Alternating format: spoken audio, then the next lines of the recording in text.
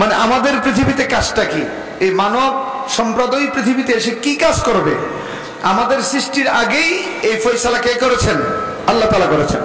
আল্লাহ বলছেন ইন্নী জাইলুন ফিল আরদি খলিফা। মানুষের মূল কাজ আল্লাহর খেলাফত পৃথিবীর জমিনে প্রতিষ্ঠা করা। বলেন, এই আমার এতটুকুন কথাই বুঝে থাকলে বলেন, আল্লাহ আমাদেরকে এমনি এমনি বানাইছে না কোনো কারণে বানাইছে? সবাই আমার সাথে একটু বলেন না, বলেন এমনি এমনি বানাইছে না কোনো কারণে বানাইছে? কি শুধু খেত খামার করার জন্য বানাইছে? না, আল্লাহর খেলাফত প্রতিষ্ঠা করার জন্য বানাইছে। এই জন্য প্রত্যেকটা মুসলমান, প্রত্যেকটা মানুষ আল্লাহর খলিফা। কেউ মানলেও খলিফা, না মানলেও খলিফা। ফয়সালাটা কার? বলেন না, ফয়সালাটা কার? এখন আল্লাহর খেলাফত কায়েম করতে গিয়া, আল্লাহর খেলাফত প্রতিষ্ঠা করতে গিয়ে আপনাকে কেমন হতে হবে, এর মেসাল আর দৃষ্টান্ত হলো নবীরা, এর উদাহরণ হলো নবীরা। নবীদের মধ্যে যত নবী আছে এর মধ্যে ইব্রাহিম আলাইহিস সালাতু ওয়াস সালাম, যাকে রাইসুল মুআহিদিন বলা হয়, যিনি তাওহীদের সম্রাট ছিলেন। আল্লাহর তাওহীদের জন্য কি করতে হবে, আল্লাহর তাওহীদের জন্য কি করণীয়, আল্লাহর তাওহীদের জন্য একটা মানুষ কতটুকু পর্যন্ত সাথ দিতে পারে, এর সব নিদর্শন উপমা আল্লাহ পাক মিল্লাত আবিকুম ইব্রাহিম, ইব্রাহিম আলাইহিস সালামের জীবনের মধ্যে আল্লাহ পাক প্রতিষ্ঠা করে দিয়েছেন। সুবহানাল্লাহি ওয়া বিহামদিহি সুবহানাল্লাহিল আযীম। আপনারা দেখেন, ওনাকে আগুনে নিক্ষেপ করা হয়েছিল আল্লাহর তাওহীদের জন্য। সত্য না মিথ্যা বলেন? বলেন, আগুনে যে ওনাকে নিক্ষেপ করা হয়েছিল একমাত্র কারণ কি বলেন? আল্লাহর তাওহীদ প্রতিষ্ঠা করার জন্য। ইভেন উনি ওনার গলায় ছুরি চালাইছে আল্লাহর হুকুমকে তামিল করার জন্য। উনি সন্তানের গলায় ছুরি চালাইছে আল্লাহর হুকুমকে তামিল করার জন্য।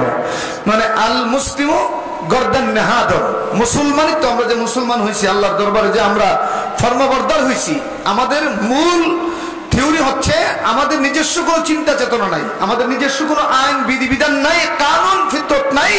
আমাদের সমস্ত বিধিবিধান আল্লাহর আইনের দরবারের সামনে মাথা ঝুঁকায় দিলাম। কথাটা বুঝাইতে পারছি না? বলেন, বলেন মানুষ হিসাবে আমরা যারা মুসলমান, বিধান কি আমাদের না স্রষ্টার? একটু জোরে কর। বিধানদাতা কার? বিধানদাতা কে বলেন? আইনদাতা কে বলেন? একজন মুসলমান হিসাবে যতক্ষণ পর্যন্ত এই বুনিয়াদি আকীদার উপর প্রতিষ্ঠা লাভ করতে না পারি, কোন ইবাদত আমাকে জান্নাতে নিতে পারবে না। কারণ মূলেই যদি সমস্যা থাকে, আমার বিসমিল্লাহ যদি গলত থাকে, তো ইবাদত এগুলো ফাও ফাও ইবাদত। হাদিসে তো এরকম আছে, বহু নামাজি ফাওয়াইলুল লিল মুসাল্লিন, নামাজে অনেক নামাজির জন্য ওয়াইল, ধ্বংস। অনেক রোজাদারের ব্যাপারে হাদিসে আসছে যে সে সারাদিন উপবাস ছাড়া কিছুই পাইল না। আছে নাই? বলেন। অনেক মুজাহিদদের জন্য এক হাদিসে আল্লাহ রাসূল বলেন, মুজাহিদরাও আছে হাসরের ময়দানে বীর বাহাদুর পরিচয় উঠবে। আল্লাহ যেটার জন্য জিহাদ করছে এটা শেষ, সুতরাং আজকে এই জিহাদের কোনো প্রতিদান নেই। হাদিসটা আছে না নাই? বলেন। দানশীল, আল্লাহ কিছু তুমি দানবীর হওয়ার জন্য করছো, তো এটা হয়ে গেছে, এখন আর কোনো প্রতিদান নাই। আলেম, ও তুমি এলেমের বাহাদুর, তোমাকে মানুষ বড় আলেম বলবে, এটা দুনিয়াতে পাইছো, এর প্রতিদান দুনিয়াতে নাই। তাইলে বোঝা গেল বুনিয়াদটা ভিন্ন জিনিস, ভিত্তিটা ফাউন্ডেশনটা ভিন্ন জিনিস। সেটা কি? যে আমি সর্বতোভাবে ইন্নী ওয়াজ্জাহতু, পড়েন ইন্নী ওয়াজ্জাহতু ওয়াজহিয়া লিল্লাযী ফাতারাস সামাওয়াতি ওয়াল আরদা হানিফা। আবার পড়েন ইন্নী ওয়াজ্জাহতু, পড়েন ইন্নী ওয়াজ্জাহতু ওয়াজহিয়া লিল্লাযী ফাতারাস সামাওয়াতি ওয়াল আরদা হানিফা ওয়া মা আনা মিনাল মুশরিকিন। আমার চেহারা, আমার উজুদ, আমার অস্তিত্ব আসমান আর জমিনের স্রষ্টার দিকে ঘুরায় দিলাম। মানে আমার কোনো খেয়াল নাই, আমার কোনো ধ্যান নাই, আমার কোনো ফিকির নাই, আমার কোনো নিয়মবর্তিকা নাই, যা আছে সবটাই আল্লাহ পাকের। আর এটা হলো মুসলমানের মূল মানদণ্ড। আফসোস আর দুঃখের বিষয়, আপনি লক্ষ মুসলমানের সামনে যদি আপনি তুলে ধরেন যে ইসলামটা কি, সে বলবে নামাজ পড়া, রোজা রাখা, হজ করা, যাকাত দেওয়া, জিকির করা, ফিকির করা, ভালো কথা বলা, হ্যাঁ এগুলো সব ইসলামের অন্তর্ভুক্ত। কিন্তু মূল বুনিয়াদটা হচ্ছে ভিন্ন বিষয়। সেটা কি? যে আমি আমার আমিত্বকে আল্লাহর কুদরতের সামনে বিলায়া দেব। আমি মনে কথাটা বুঝাইতে পারছি না? বলেন। আমি আমার নিজস্ব স্বকীয়তা, আমার এই উজুদ বলতে যা আছে এটা কিছুই না, এটা সবটা আল্লাহ পাকের। এই চেতনায় কি আপনি বুকে হাত দিয়ে বলেন ধারণা করতে পারছি। আপনি দেখেন না ইব্রাহিম আলাইহিস সালামের ঘটনা, এটা আমাদের সবার জানা। যখন নাকি স্বপ্নে প্রত্যাদেশ হইলে, নবীদের স্বপ্নটা তো ওহীর নামান্তর সবাই জানি, যখন নাকি শিশু সন্তানকে নিয়ে বলল ইন্নী আরা ফিল মানামি আন্নী আযবাহুক, আব্বু, ইয়া বুনাইয়া শব্দ ব্যবহার করছেন। ও আমার আদুরের কলিজার টুকরা সন্তান। মানুষ যেন এই কথা বলতে না পারে যে ইব্রাহিম তার সন্তানের সাথে মনে কোনো আক্রোশ ছিল, এই জন্য নিয়ে জবাই করছে। ইয়া বুনাইয়া শব্দ ব্যবহার করছে, কি ও আমার আদুরের কলিজার টুকরা সন্তান, মানে বাবার সন্তানের মহব্বতটাও ঠিক ছিল। কথা বলেন না, ঠিক না? যেই সময় আল্লাহর জন্য জবাই করতে নিলেন, ওই সময় কি বাবা বলার কোনো দ্বন্দ্ব ছিল না, মহব্বতটাও কোনো ছিল, এই জন্য বুনাইয়া শব্দ উল্লেখ করছে। ইন্নী আরাফিল মানামি আন্নী আযবাহুক, আমি আল্লাহর পক্ষে প্রত্যাদেশ হয়েছি, তোমাকে আল্লাহর জন্য জবাই করতেছি। ইব্রাহিম আলাইহিস সালাম পিতা হইয়া সন্তানকে জবাইয়ের প্রস্তাব সন্তানের কাছে রাখলো। সন্তান তো এখনো বালেগ হয় নাই, বালেগের কাছাকাছিও নাই, এই অবস্থায় সে জবাব দিল, ইয়া আবাতি ফাআল মা তুমার। সুবহানাল্লাহ বলবেন না? বলেন, ইয়া আবাতি ফাআল মা তুমার সাতাজিদুনি ইনশাআল্লাহু মিনাস সাবিরিন। ও আমার আব্বা, আপনি তাই করুন যা আল্লাহর পক্ষ থেকে হুকুম হয়েছে। দেখেন, জবাই করনেওয়ালা, জবাই হনেওয়ালা, সব মুতাওয়াজ্জু কার দিকে বলেন না? সবাই বলেন না, জবাই করনেওয়ালা, জবাই হনেওয়ালা, মুতাওয়াজ্জু কার দিকে? ইব্রাহিম আলাইহিস সালাম সন্তানের গলায় ছুরি চালাইয়া আল্লাহকে বুঝাইছে, আল্লাহ তোমার মহব্বতের সামনে সন্তান তুচ্ছ। আর ইসমাঈল আলাইহিস সালাম আল্লাহর জন্য কুরবানি হইতে বলছে, ও বাবা আল্লাহর জন্য আমার জীবনটা তুচ্ছ। এই আকীদার উপরে যতক্ষণ পর্যন্ত দায়ী আল্লাহ, আল্লাহর পথের মুজাহিদরা, দায়ীরা যতক্ষণ পর্যন্ত নিজের মায়া, নিজের মহব্বত, নিজের ওজত, নিজের অস্তিত্ব আল্লাহর কুদরতি কদমের সামনে বিলি করার জন্য প্রস্তুত হতে না পারবে, ততক্ষণ এই দায়ী দিয়া পৃথিবীতে কোনো দিনের কাজ হবে না। হ্যাঁ, এটাই বাস্তবতা। দিন আমার কি শিখা? আল্লাহর জন্য বিলি হয়ে যাওয়া। দিন আমার কি শিক্ষা দেয়? যে আমার উজুদ বলতে এটা কিছুই নাই, সবটা কার? বলেন না, একটু জোরে আওয়াজ করবো না, সবটা কার? আর পয়গম্বরদের মালফুজাতগুলো আপনি আনেন, এটা কথিত ঘটনা না, এটা আল্লাহ প্রদত্ত ঘটনা। আল্লাহ দেখাইছিলেন নবীদের মাধ্যমে আপনি আল্লাহর জন্য কতটুকু কি করবেন, কিভাবে নিজের বিলি করবেন। এখন তো কুরবানি মানে একটা বড় গরু জবাই করা, কিছু নিজে খাওয়া, কিছু গরিব মিসকিনকে দেওয়া, কিছু আত্মীয় স্বজনকে দেওয়া, এই আনুষ্ঠানিকতার মধ্যে কুরবানিটা সীমাবদ্ধ হয়ে গেছে। কিন্তু কুরবানির পেছনে একটা বিশাল ইতিহাস। তা কি? কুরবানি মানে আমি আমার সত্তাকে আল্লাহর জন্য বিলি করে দেওয়া। আমার কথাটা বুঝাইতে পারছি না? বলেন, কুরবানি মানে কি? শুধু একটা পশু জবাই করে খাওয়া? বলেন, আরে ভাই কথা বলেন না ভাই। কুরবানি মানে কি? আমি আমার স্বকীয়তা কার জন্য? বলেন, কুল ইন্না সলাতি, বলেন কুল ইন্না সলাতি ওয়া নুসুকি ওয়া মাহইয়ায়া ওয়া মামাতি লিল্লাহি রাব্বিল, মহব্বত বলেন লিল্লাহি রাব্বিল, আবার বলেন লিল্লাহি রাব্বিল। বলেন সবগুলা কার? বলেন সব কার জন্য? বলেন না, একটু মহব্বত বলেন না, সব কার জন্য? আওয়াজ করে বলেন না, কার জন্য? হ্যাঁ, আমাদেরকে এখানে আসতে হবে। দেখেন, বাতিলরা বসে নাই, আমরা বসে আছি। বাতিলরা চুপ নেই, আমরা চুপ আছি। ওরা যেখানে অস্ত্র চালানো দরকার চালাইতেছে, ওখানে থেকে তথ্য সন্ত্রাস দিয়া একটা মানুষকে গাইল করার দরকার সে তাও করতেছে, কিন্তু আমরা লেপ্ট হয়ে গেছি। দেখেন, আমি তো জিহাদের কাজটা করতেই পারতেছি না, দাওয়াতের কাজটা করতেই পারতেছি না, উল্টা যেই সমস্ত ভাইরা করতেছে তাদেরকে আমরা বাতিলের সুরে সুর মিলে তাদেরকে জঙ্গি বলে আখ্যায়িত করতেছি। এই যে দুঃখের জায়গা হলো এখানে। আমাদের দেশে একটা কথা কয়, মিয়া বাথরুমও করেন না, ফটো ছাড়েন না। আপনারা বড় বড় পদগুলো নিয়ে বসে আছেন, দিনের সহি কাজটাও করেন না, আবার যারা করতেছে তাদেরকে করতেও দেন না। এই প্রতিবন্ধকতা যদি বেঈমানদের কাছে আসে, এটা মেনে নেওয়া যায়। হয় এটা বেঈমান, ইসলাম মুসলিম যেখানে, এখানে সে প্রতিবন্ধকতা সৃষ্টি করবে। আপনি বলেন তো, এখানে এই বাংলাদেশের যে বর্তমান সিচুয়েশন, সবচেয়ে বেশি দিনের কাজটাই আমাদের এই ব্রাহ্মণবাড়িয়া হয়। আলহামদুলিল্লাহ, হয় কিনা বলেন না? আন্দোলন বলেন, সংগ্রাম বলেন, সবার আগে ব্রাহ্মণবাড়িয়া কিনা বলেন না?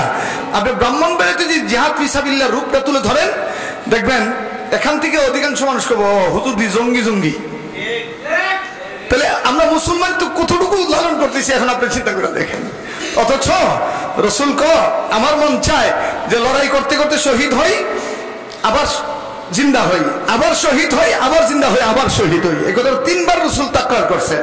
নবী 54টা যুদ্ধের নেতৃত্ব দিয়েছেন, সরাসরি উপস্থিত হয়েছেন 27টি যুদ্ধে। এরপরও জিহাদের কথা বললে আমরা জিহাদ মানে লড়াই না, প্রচেষ্টা করা। জিহাদকে আমরা, জিহাদ এই শব্দটাকে, জিহাদ শব্দটা যতটুকু দর্শিত, জিহাদ শব্দটা যতটুকু বাতিলের প্ররোচনায় আক্রান্ত, ইসলামের কোন মৌলিক শব্দ এত আক্রান্ত হয়নি, কোন শব্দ আক্রান্ত হয় নাই। আমি আল্লাহর জাতের কসম করে বলি, এই ময়দান থেকে বলি, যতদিন পর্যন্ত কোরআন সুন্নাহর জিহাদের তামান্না মুসলিম বিশ্ব লালন না করবে, ততদিন পর্যন্ত বেঈমানদের সুতার বাড়ি খাইতেই থাকতে হবে। মুসলমান তার সক্রিয়তা নিয়ে তাম পৃথিবীর দরবারে বুক ধরবে উতরে যাওয়ার একটি মাধ্যম, সেটা হচ্ছে মারো নাইলে মরো। এই নীতিতে আপনাকে ফিরে আসতে হবে। আজকে দেখেন সিরিয়ার দিকে তাকান, আমেরিকা প্রকোপ নিয়ে গেছে যে কত কোটি বিলিয়ন দরকার নৌ আমাদের সাথে আপোষ করো। আজকে আফগানিস্তানের দিকে তাকান, আসলে তো মাত্র কয়েকদিন হইল যে জেহাদের মাধ্যমে যারা দিন প্রতিষ্ঠা করছে, ওই দিনকে চক্রান্ত করে কেউ উৎখাত করতে পারে না। আর এই বুটাবুটি এই পশ্চিমাদের ফাদানুপাদে যারা দিন কায়েম করছে, কেউ এক বছরের বেশি পৃথিবীতে টিকে না। এটা ইতিহাস, হ্যাঁ এটাই বাস্তবতা। দেখেন বুটের মাধ্যমে মুরসি আসে নাই ভাই, কথা বলেন না কেন? আচ্ছা সিসি যে সেনা প্রধান ছিল, এটা মুরসির নিয়োগকৃত না ভাই, কথা বলেন না ভাই? এই যে সুদানের প্রেসিডেন্ট আসছিল বুটের মাধ্যমে, আইসে বলছিল যে আমি ইসলাম কায়েম করব, তারে তো ওই তার সেনাবাহিনী তারা ওখান থেকে উৎখাত করলো। তার মানে কি, এই যে বিজাতিদের ফাদানো পদ্ধতিতে দিন আসে নাই, আসলেও টিকে নাই। আল্লাহ প্রদত্ত বিধানে মুহাম্মদুর রাসূলুল্লাহর বাতলানো বিধানেই দিন প্রতিষ্ঠা লাভ করে, এর বিকল্প কোনো পথ নাই। এই বুনিয়াদি কথা যে আলেম আপনার অকপটে বলতে না পারে, আমি বলি সে আলেম হইল আল্লাহর আদালতে তাকে আসামি হয়ে দাঁড়াইতে হবে। কথা বলেন না, ঠিক কিনা জোরে কন? আমি এক মৌলবী আমার কয়, হুজুর আমি এত হিট নিয়ে কথা কনকে? আমার একজন কইতেছে আর কি, বড় একজন আলেম, যে বর্তমান পরিস্থিতির উপরে আপনি এইভাবে কেন কথা বলেন, একটু চাপায়া চাপায়া কথা বলেন না। আমি বললাম যে বর্তমান পরিস্থিতিটা ইসলামের জন্য অনুকূল নাকি মুহাম্মদুর রাসূলুল্লাহর সময় অনুকূলটা, কোনটা বেশি এখনকার বেশি? মুহাম্মদুর রাসূলুল্লাহ যদি সর্বতোভাবে প্রতিকূল পরিস্থিতির মধ্যে ফাকাতিল বলে, ওমা লাকুম লা তুকাতিলুনা বলে আল্লাহর বাণী শুনেয়া নিরস্ত্র সাহাবীদেরকে জিহাদের ময়দানে নিয়ে যেতে পারেন, সেই জায়গায় তো আমি কমই বলতেছি। বলেন না ভাই? একজন জিহাদের বই পাওয়ার কারণে তাকে জঙ্গি হিসাবে ধরা হয়েছে। তা আমি বলি, আমি তাকে চ্যালেঞ্জ করে বললাম যে কোরআনুল কারীমের জিহাদের আয়াতগুলো ছেড়ে দিলে কোরআন তো 2 ভাগের 1 ভাগই চলে যাবে। কথা বলেন না ভাই? কোরআনুল কারীম থেকে যদি জিহাদের আয়াতগুলো সরায় দেওয়ার কেউ যদি চক্রান্ত করে, এটা কোরআন মোকাম্মাল থাকবে? বলেন না, থাকবে নাকি? হ্যাঁ, আমাদেরকে এই কথা মনোপ্রতভাবে বুনিয়াদি ভাবে এই দীক্ষায় আমাদেরকে গ্রহণ করতে হবে যে আল্লাহ প্রদত্ত বিধান মুহাম্মদুর রাসূলুল্লাহর তরিকা মতেই আমাদেরকে জিন্দেগি যাপন করতে হবে। এইরকম একজন মর্দে মুজাহিদ যে মাওলানা মাহমুদুল হাসান, মুফতি মাহমুদুল হাসান গুনুবি ভাই, দেখেন উনিও জেলে ছিলেন, আমরাও ছিলাম, উনিও কথা বলেন, আমিও কথা বলি, চলার বাঁকে বাঁকে বহু প্রোগ্রামে একসাথে সাক্ষাৎ হয়। কিন্তু উনারা আমাদের মধ্যে পার্থক্য আসমান আর জমিন। সেটা কি? তিনি সাহস করে দিনের হক কথাটা যেভাবে বলতে পারেন, এই জায়গায় আমরা পারি না। এই জন্যই আল্লাহ তাআলা যে রাষ্ট্রের সর্বোচ্চ তীর তার দিকে থাকার পরও আল্লাহ সদরূপে আবার ময়দানে তাকে ফিরাইয়া দিচ্ছেন। কেন? আল্লাহর দিনের দায়ীদেরকে হেফাজতের জিম্মা তো আল্লাহর হাতে। কথা বলেন না, ঠিক কিনা? আওয়াজ করে দেবেন। এই জন্য আমি উলামায়ে কেরামকে বলি, বিশেষ করে আমার তোলাবা ভাইরা, দেওবন্দীয়দের চিন্তা নিয়ে যারা চলাফেরা করেন, আপনার দেওবন্দীয়কে ভালো করেই মোতালা করেন। হ্যাঁ, আমি বলি জিহাদের ইতিহাস বাদ দিলে দেওবন্দীয়তেই থাকে না, কারণ জিহাদ ফি সাবিলিল্লাহর উপরেই দেওবন্দ প্রতিষ্ঠা হয়েছে। দেওবন্দের প্রত্যেকটা সন্তান মুহাম্মদুর রাসূলুল্লাহর তরিকা মতে এক একজন যার যার জায়গা থেকে মর্দে মুজাহিদ হবে, বাতিলদের বিরুদ্ধে এক একজন শহীদ হিসাবে নিজেকে প্রতিষ্ঠা করবে। আপোষ সফা, তলে তলে আপোষ, ময়দানে হুঙ্কার ছুড়া আর রাতের বেলা আন্ডারগ্রাউন্ডে আপোষ করা, এটা দেওবন্দিয়ত না, এটা মুনাফিকি, এটা গাদ্দারি, বেঈমানি, এটা নাফরমানি। হ্যাঁ, আজকে আমি আমার সন্তানদেরকে বলি, আমি আমার আগামী প্রজন্মকে বলি, মুহাম্মদুর রাসূলুল্লাহর দ্বীনকে বিকৃতি করে নয়, যেইভাবে আল্লাহ দ্বীন নাজিল করেছেন এই বুনিয়াদি আকীদার উপর নিজেকে প্রতিষ্ঠিত করেই আগামী ময়দানে ঝাঁপিয়ে পড়তে হবে। আপনারা দেখেন, অস্ত্র যারা না ওনে, যাদের দ্বারা দ্বীনের কাজ হয়, তারাও বিজাতিদের দুশমন। আল্লামা কলিম সিদ্দিকী দামাত বরকাতুল্লাহ আলিয়া, ওনার জীবনে ভালো করে একটা পিঁপড়া মারছে বলে আমি বিশ্বাস করি না, কিন্তু ভারতের আদালতে আজকে অপরাধ হইয়া কারাগারে আবদ্ধ। কেন? উনি এমন এক সপ্তাহ নিজেকে দাওয়াত দিতে দিতে মানুষকে ইমানি চেতনা জাগ্রত করতে করতে এমন এক জায়গায় নিচ্ছে যে বহু বেঈমান ওনার চেহারা দিকে কলমা পড়ে মুসলমান হয়ে গেছে। আর বেঈমানদের এখানেই সমস্যা, বেঈমানদের এখানে সমস্যা। আজকে জাকির নায়েককে যেভাবে মিডিয়া হাইলাইট করতেছে, আমি বলি লক্ষ জাকির নায়েক এক পাল্লা উঠাইলো, কলিম সিদ্দিকীর হাতে যেই সমস্ত আপনার বিজাতিরা কলমা পড়ে মুসলমান হয়েছে তার সমান হবে না, কিন্তু উনি নীরব এক বিপ্লবের নাম। আমরা দোয়া করি আল্লাহ তাআলা এই আদালতের এই তাগুতের আইনকে একবার চুরমার করে আবার এই দায়ী ইলাল্লাহকে ময়দানে ফিরে আসার তৌফিক দান করে। এজন্য আপনাদেরকে বলি, মেহেরবানি করে আমাদের সক্রিয়তার দিকে তাকান, নিজের অস্তিত্বের দিকে তাকান, নাইলে আল্লাহর দিন টিকবে না, নাইলে আল্লাহর দিন টিকবে না।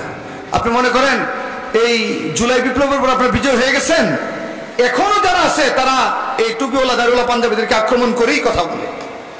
আপনি তাকায় দেখেন না, এই যে এখন যারা অনেকে তো এই বিজয়কে আমাদের বিজয় বলতেছে। হ্যাঁ, আমি বলি বিজয় তো একটা আসি, দেশের বিজয়, সেটা এই বিজয় আমারও। তবে ততদিন পর্যন্ত আমাদের উচ্ছ্বাসিত হওয়ার কিছুই নাই যতক্ষণ পর্যন্ত পার্লামেন্টে কোরআনের শাসন জারি না হবে। এর জন্য সর্বোচ্চ ত্যাগ স্বীকার করতে রাজি আছেন তো ইনশাআল্লাহ? আল্লাহ তাআলা আমাদের সবাইকে তৌফিক দান করুন। সুবহান রাব্বিকা রাব্বিল ইজ্জাতি আম্মা ইয়াসিফুন।